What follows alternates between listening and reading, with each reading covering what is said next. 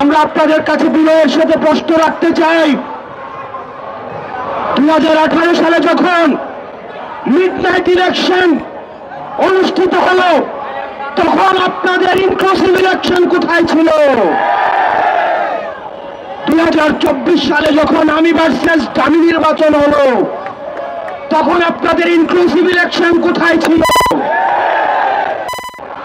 যখন আমরা দেখেছি সিএমএইচে এরশাদকে বন্দী করে রেখে একজন ডামি বিরোধী সাথিয়ে নির্বাচন অনুষ্ঠিত হলো, বিএনপিকে ক্ষমতা কাঠামোর বাইরে রেখে, গণতন্ত্র কাঠামোর বাইরে রেখে, তখন আপনাদের ইনক্লুসিভ ইলেকশন কোথায় ছিল?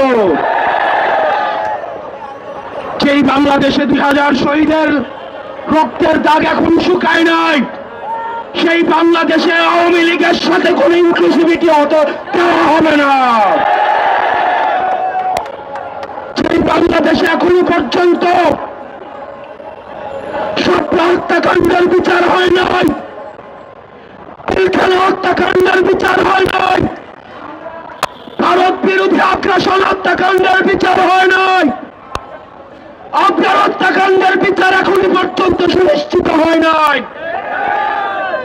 যে বাংলাদেশে জুলাই গণঅভ্যুত্থানের বিচার হয় নাই, যে বাংলাদেশে গুম হত্যা এখনো পর্যন্ত বিচার হয় নাই, সেই বাংলাদেশে আওয়ামী লীগের সাথে কোন ইনক্লুসিভিটি হতে পারে না। আমরা স্পষ্ট করে বলতে চাই,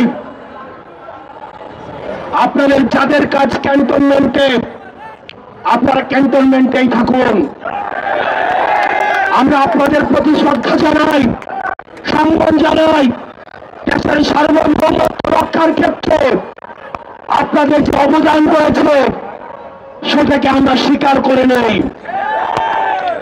কিন্তু আমরা বলতে চাই, রাজনৈতিক পরিমণ্ডলে আপনারা ক্যান্টনমেন্ট থেকে গত 16টা বছর যেভাবে নগ্ন হস্তক্ষেপ করেছেন,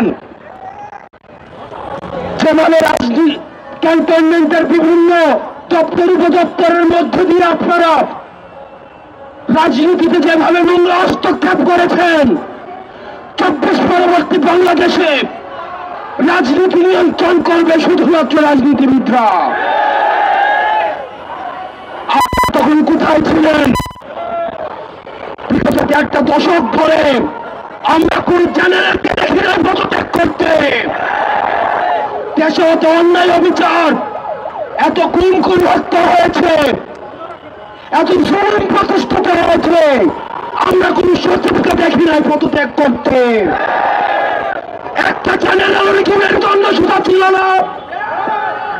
আপনারা তখন কোথায় ছিলেন?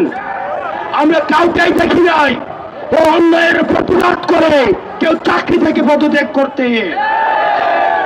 আমরা আপনাদের সাথে বিনয়ের সাথে, আমরা আপনাদের কাছে বিনয়ের সাথে আমরা আহ্বান জানাবো, আমরা একটি প্রপার একটা ডেমোক্রেটিক ট্রানজিশনের অপেক্ষায় রয়েছি।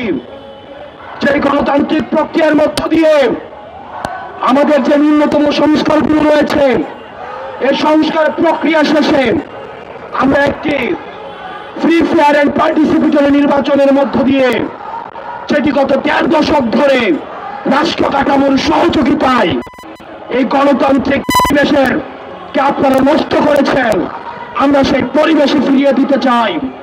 সুতরাং এই পরিবেশটিকে ফিরিয়ে দেওয়ার জন্য আপনারা বাধা হয়ে দাঁড়াবেন না।